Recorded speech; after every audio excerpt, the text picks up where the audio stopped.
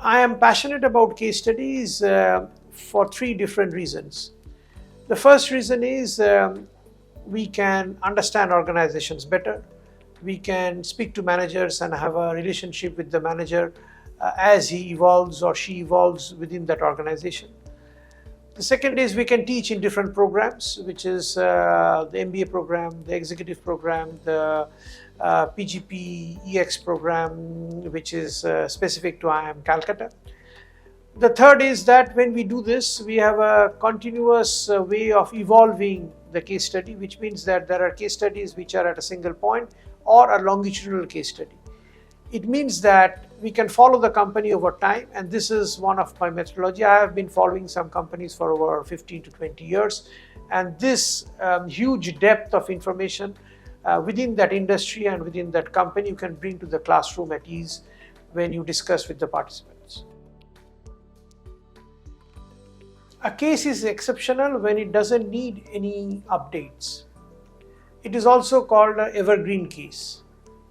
Why it is called evergreen case? Because when we teach the case, we are more concerned or we are more interested in transmitting the theory part behind the case, which means that the data of the case doesn't need to be updated because it is trying to test a decision or a theory. When we go to class and teach about cases after the pandemic, the participants and the students are always asking about the data that the case has is dated or it is recent, because the participants are thinking that